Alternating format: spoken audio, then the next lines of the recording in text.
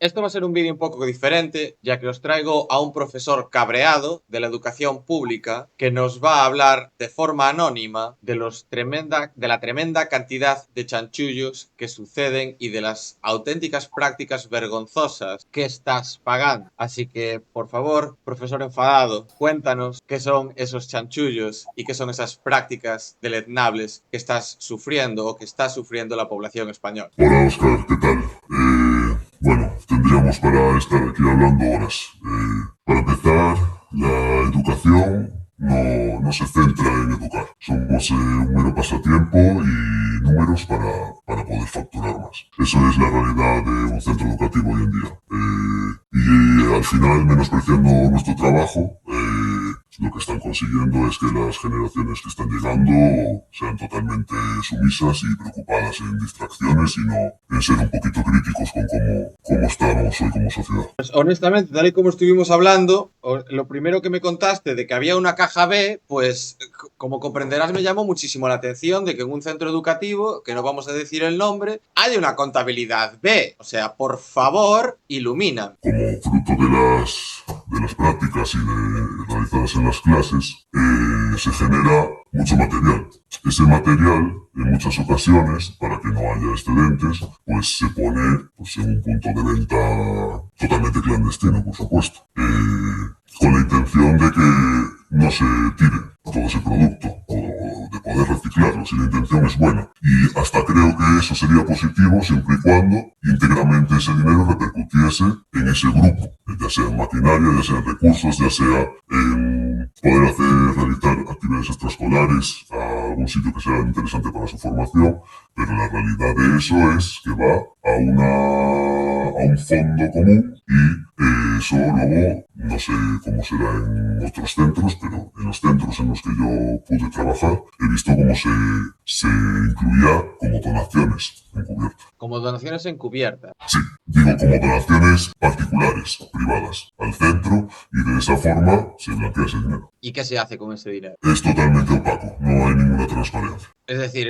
¿se lo puede quedar el director? ¿O simplemente no se sabe? Es decir, está ahí en una caja de zapatos. Yo no digo que se lo quede el director, pero sí que se usa con intereses particulares. Es decir, si ese dinero se puede gastar para la fiesta de un aniversario del centro, para que venga el consellero y ahí nos gastamos 10.000 euros en fiesta. Y quedamos bien con el consellero, y claro, porque hay que entender que las direcciones del centro son puestas con intereses políticos detrás. ¿En qué sentido? En el sentido de que no es un concurso público. No se escoge por ser el mejor preparado, sino porque hay una afinidad política. O sea que dependiendo de qué partido sea y quién esté en el poder durante esa legislatura, si tendrás un director o tendrás otro, ¿no? Lo que me estás diciendo. Exacto, y el equipo directivo lo hace la dirección del centro, lo hace el director. Él se rodea de gente de su confianza. Claro, porque si no, después te hablan de la caja B del colegio y menudo problema, claro. Y así, o sea, para empezar, a cualquiera que esté viendo esto, yo creo que ya tendrías que estar tirando de las manos a la cabeza. O sea, yo no lo digo aquí por nuestro invitado profesor enfadado, sino por cualquiera que sea consciente de este tipo de prácticas, que por favor, que lo grabe y que lo ponga en manos de la policía y que lo suba a las redes sociales, que me las mande a mí, que ya me haré yo cargo de que estas cosas se vean. Pero bueno, ¿qué otro tipo de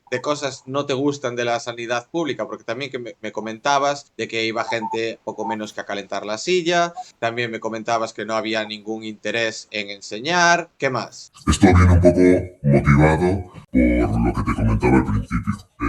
Nosotros no estamos para sacar profesionales que vayan a entrar en el tejido productivo, sino estamos para que estén contentos y que se matriculen en más ciclos y de esa forma cada vez poder tener más matrículas, que esas matrículas son las que al final nos van a aportar más dinero al centro, en forma de subvenciones, de subvenciones también de Europa, etc. Que luego las matrículas no son reales, porque pasados 2 meses, si se dan de baja, ya contabilizaron. Entonces lo importante es que haya matrículas, que se vayan contentos y que no haya quejas. Es decir, básicamente o sea, parece casi marketing multinivel. Es decir, lo que importa es atraer a la mayor cantidad de gente, luego que se quede y acabe el curso, eso ya da igual. Lo único que importa es tenerlos matriculados 2 meses para trincar la subvención, para trincar el presupuesto y ahora paz y pues gloria. La realidad es que hay bastantes profesores que tienen grupos de 4 alumnos. Ya me dirás tú si sale rentable abrir una matrícula por 4 alumnos. Por lo que comentas, parece que los intereses del profesorado no están precisamente alineados con los del alumnado o con los del alumnado, con los padres. Entonces, ¿esto quiere decir que el nivel podría ser muchísimo mejor de lo que es? Sí, el nivel podría ser mucho mejor y se dan situaciones bastante particulares, estrambóticas, por decirlo así.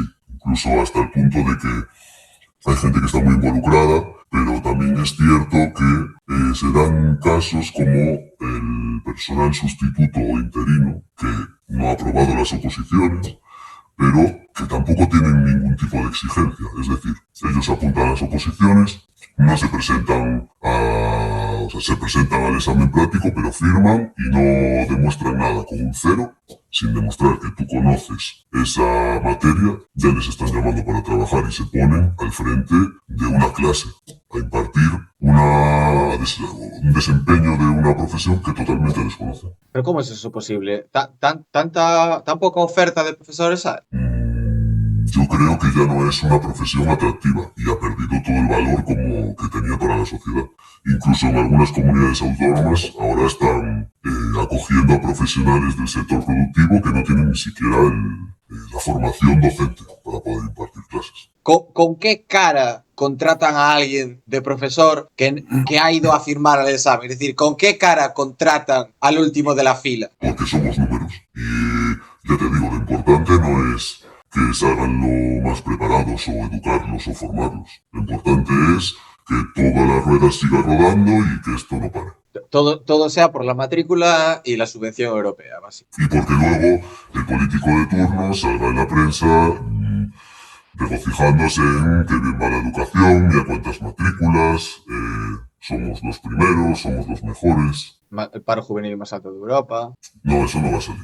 Luego están nuestros amigos los sindicatos, que tampoco hablamos de ellos. A ver, cuenta, por favor. Se supone que los sindicatos velan por nuestros intereses, ¿no? Pues yo creo que tenemos motivos para salir a quejarnos y solamente se propone salir a quejarnos por los palestinos, que yo no voy a entrar en ese debate, el tema me dio tanta pena como cualquier otro, no sé, es que nos estamos olvidando de nuestros problemas para atender a gente que está a 4.000 kilómetros.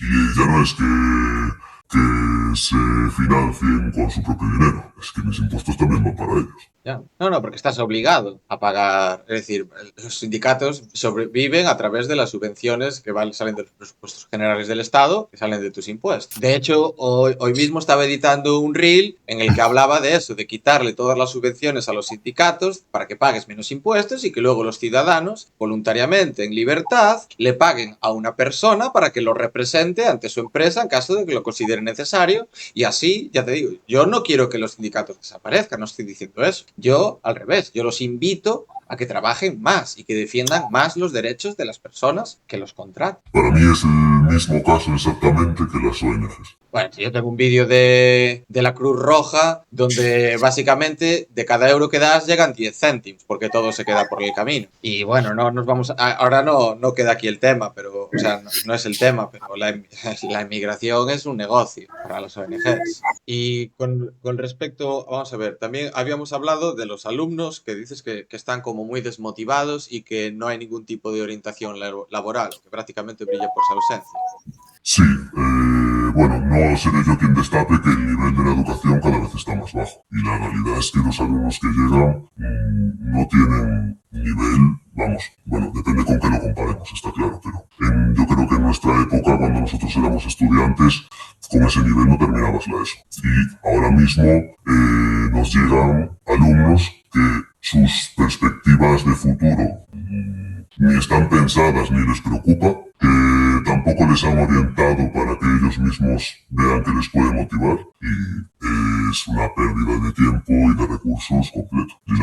Hay una orientación en el centro que no se dedica a orientar, se dedica a recomendar métete en este otro, métete en este otro. Y los profesores no podemos tampoco desarrollar nuestro trabajo como nos gustaría, porque si tú tienes una clase de 15 personas que realmente están motivadas, el contenido que puedes tú impartir es muy amplio, pero si al final la mitad de la clase no tiene interés de estar ahí, es una pérdida de tiempo. Pero ya te digo, a mí lo que no me cabe en la cabeza es esto de que se venda un género o las sillas que se pueda hacer en la clase de banistería y que luego que ese dinero quede por detrás, porque vamos a ver, si tú eres un autónomo y te desgravas una comida de empresa, te marcan una inspección de Hacienda y estamos hablando de que estas personas están ocultando miles de euros porque sí, por el simple y mero hecho de que pertenecen a la administración y me parece una auténtica vergüenza y de nuevo repito que a todos los que seáis conscientes de este tipo de actividad, que por favor que la denunciéis o que la colgáis en las redes sociales, porque esto que tú estás comentando no es imposible que seas el único del centro que sabe, es decir, allí lo tendrán que saber todo. No se puede generalizar, pero tristemente la sociedad en la que vivimos, desde mi percepción, está muy polarizada.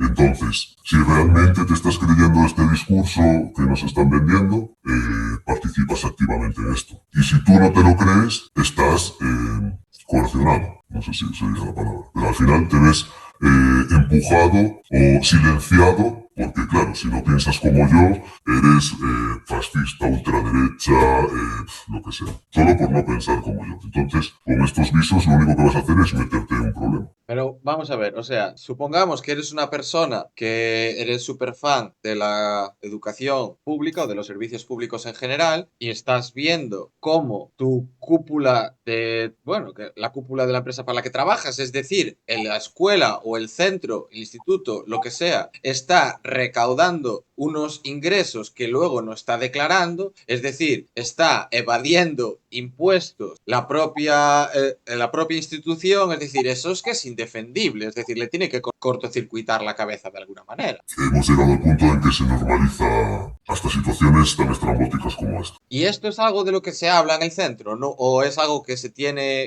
que se sabe que existe y nadie dice nada? ¿O en algún momento haya habido personas que hayan levantado la voz? ¿O es lo que dices tú, por ese miedo al ser apartado o por el saber que vas a tener consecuencias negativas para luego tu vida o posibles funciones, promociones, se deja completamente de lado? Hay que entender que no todos los docentes somos iguales, eso para empezar, porque hay muchos también que sí que tratamos de hacerlo lo mejor posible y que desde dentro tratamos de evitar estas situaciones o de no dejarnos contagiar por determinados comportamientos, pero sí que es cierto que hay mucha gente que, como es intocable, están totalmente acomodados. Entonces, esa gente, ¿para qué se va a buscar un problema? ¿Para qué va a buscarse un problema si ya viven bien? Tampoco nadie les empuja, nadie les exige. La inspección educativa va a velar porque tú hagas toda la cantidad de burocracia y de papeleo, pero no porque como educador seas la persona óptima que tenga que estar en ese puesto. Entonces, esto no va a avanzar.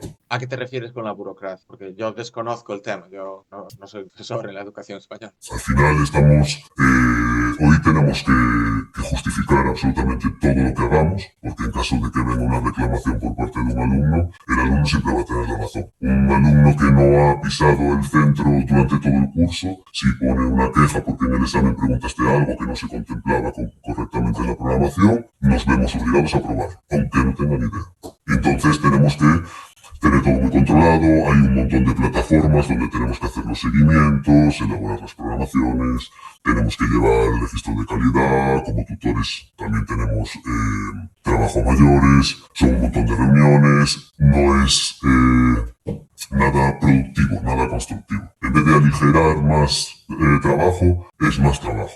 Y luego que nosotros tenemos que trabajar siempre en base a los currículos que tienen los diferentes módulos. Y eso viene todo establecido. Entonces, nosotros tenemos que ver ese contenido sí o sí, nos parezca lo más apropiado o no. Y al final eso lo establece la ley educativa de turno, que como cada pocos años se cambia, al final es siempre cambiar, y no somos productivos. Aún estás empezando a dominar lo que te han impuesto antes y ya te están metiendo cosas nuevas. Entiendo. Y esta gente que dices tú que está acomodada, entiendo lo que dices, es decir, ellos llevarán mucho tiempo dando clase, se conocerán a los directores porque haya habido cambios de gobierno y más o menos ya habrán hecho amigos con ambos, porque supongo que no creo que sea un grupo súper extenso de posibilidades que pueda haber. Entonces, claro, yo deduzco que los incentivos de esta persona es seguir acumulando trienios, quinquenios o como sea que funcione, y ahora paz y después gloria, y si me cae una langosta el día que se haga la fiesta que venga el consellero, pues mejor a que no me caiga ninguno. Deduzco que esa será la motivación y el modus operandi. Básicamente es algo así. Has acertado. No sé. ¿A ti qué cambios te gustaría ver? Aparte, bueno, de terminar con esta tremenda hipocresía que puedan tener algunos de tus compañeros. Yo creo que por mi parte el ser docente es vocacional. Lo que pasa es que tal y como tenemos el sistema es muy desmotivador porque no te dan las posibilidades de poder sacar adelante para lo que nosotros estamos ahí. El cambio, yo no confío ya en que este sistema pueda cambiar. Solo veo que puede seguir malográndose cada vez más. Entonces, a lo mejor es tirar piedras contra mi propio tejado, pero no confío en que la educación pública pueda darnos lo que nos ha quitado en estos últimos años. Es que yo tengo una opinión personal y es que yo creo que la educación estatal no está pensada para crear ciudadanos con pensamiento crítico y nunca lo estará porque eso va en contra de los intereses del Estado, ya que el Estado, gobierne quien gobierne, siempre va a querer lacayos sumis, como digo yo, porque en el momento en el que dejen de serlo y pasen a ser ciudadanos con pensamiento crítico, lo primero que van a hacer será plantearse la naturaleza predatoria del Estado, es decir, que el Estado no te puede dar nada que no te haya quitado antes y que el Estado solo puede nacer de la violencia y que el Estado solo se puede financiar a través de la violencia. Entonces yo creo que partiendo de eso es imposible que la educación estatal nunca forme ciudadanos con pensamiento crítico. Yo no sé qué Sí, opinas tú del tema. estoy de acuerdo contigo. También pienso que en casa también tienen que hacer su trabajo. A veces delegamos demasiado en los profesores la educación de nuestros hijos, cuando la educación tendrían que llevarla de casa. Tú enseñarás tu contenido, pero de casa tiene que llevar el chaval aprendido que no se pone a tirar tizas al profesor en clase. Es muy complicado que nosotros como personas que no somos robots no sesguemos ideológicamente nuestro contenido. No lo estoy defendiendo, no digo que sea lo que haya que hacer. Tampoco creo que censurar unas ideas sea lo correcto. Lo que creo es que desde casa ya tendrían que venir entendiendo que todo lo que les expliquen tienen que ponerlo en cuarentena. Y luego decir, bueno, esto me interesa, esto me parece que estás equivocado. Pero si es que nos tragamos todo lo que nos meten por ahí, pues bueno, somos marionetas, somos títeres. Y eso yo creo que debería venir desde casa. No silenciar al que opina diferente a mí. Te entiendo perfectamente. Y luego esto ya por curiosidad científica y ya, porque no sé si te tocará. ¿Qué son las matemáticas con perspectiva de género? No sé si tendrás algo de información sobre el tema. Yo es que lo desconozco. No es mi rama y yo también lo desconozco. Lo que sí que conozco es que esa ideología ha entrado muy fuerte. Y si tú no entras en ese círculo, en esas actividades, ya estás mal visto. Porque entonces ya eres un... Claro, si no pasas por el aro, ya eres un machista, ya eres... eso es lo que hablábamos antes, ultraderecha, tal. No se puede pensar diferente. Esto me recuerda mucho a la época... Bueno, esto a lo mejor luego lo tienes que cortar, ¿vale?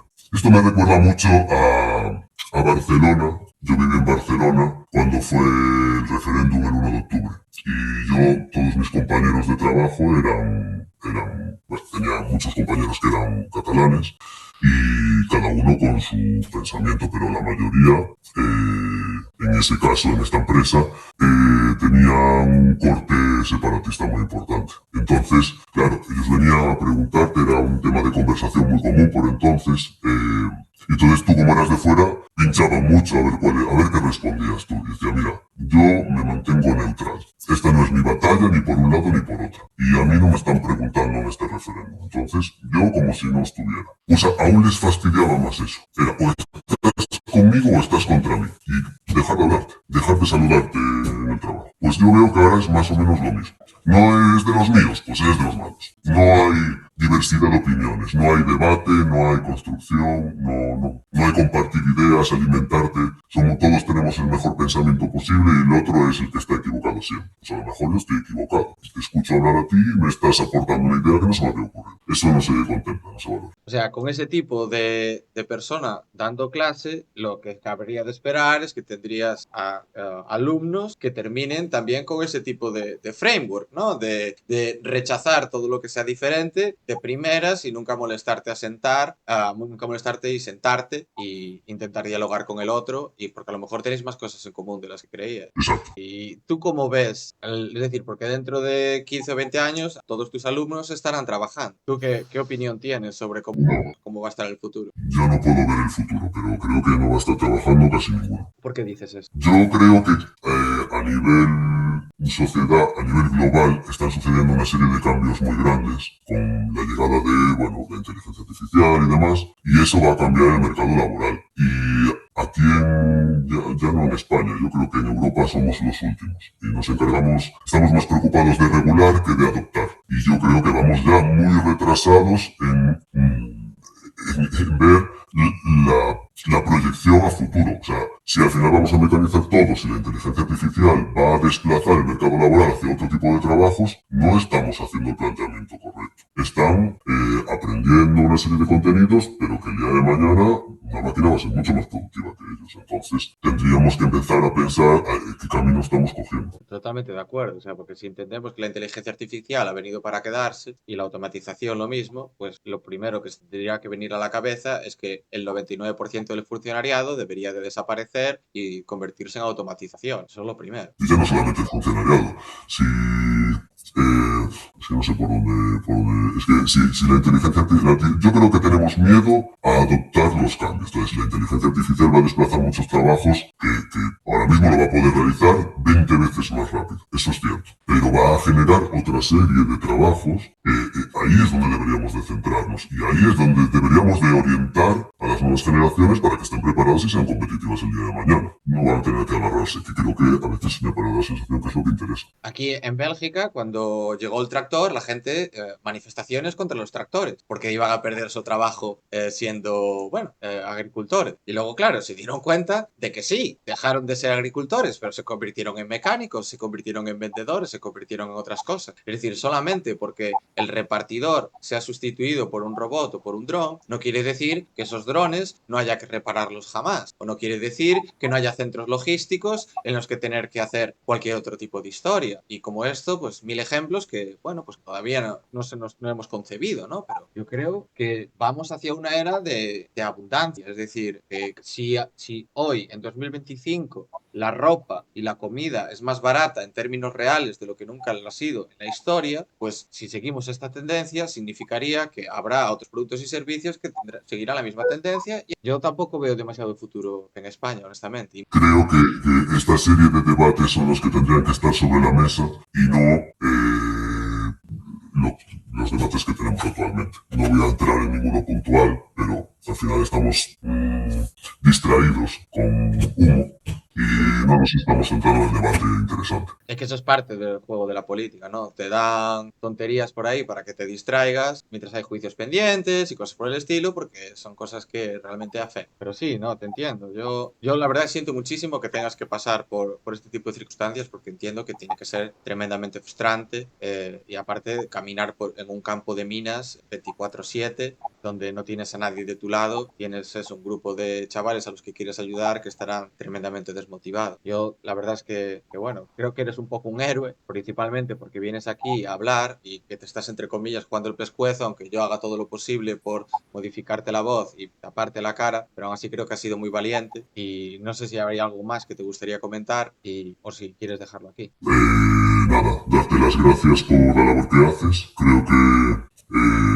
hay que dar la batalla cultural. Y la batalla cultural no es censurar a los otros, sino debatir las ideas y dato mata relato, ¿no? Pues eso es lo que tenemos que empezar a centrarnos. Porque hablamos somos más de escuché esto en la tele, mi vecino me dijo esto, es que y venimos con un discurso antiguo, rancio, y creo que tenemos lo primero que aprender a compartir ideas, a replantearnos nuestras creencias y a ver un poquito a largo plazo, porque es que la hostia que nos vamos a comer aquí va a ser importante. Fíjate, yo empecé en las redes sociales con lo de tu propia pensión porque yo no quiero volverme a España, jubilarme y volverme a un país totalmente destruido. Aunque me cueste todo la mitad y me pueda vivir como un rey. Yo no quiero vivir como un rey en una char. O sea, yo prefiero ser una tortuga en un océano. Yo estoy completamente de acuerdo. Yo de momento me quedo aquí peleando, pero no sé por cuánto tiempo. Ya estuve fuera en su tiempo y no me asusta volver a salir. Bueno, el mundo está lleno de oportunidades y se te ve una persona muy capaz y yo creo que te va a ir muy bien. Esperemos que consigas despertar el pensamiento crítico en más de uno, que plantes esa semillita del conocimiento. Esperemos que te vaya bien y muchísimas gracias por venir, profesor enfadado. Muchas gracias a ti, Oscar. Un placer.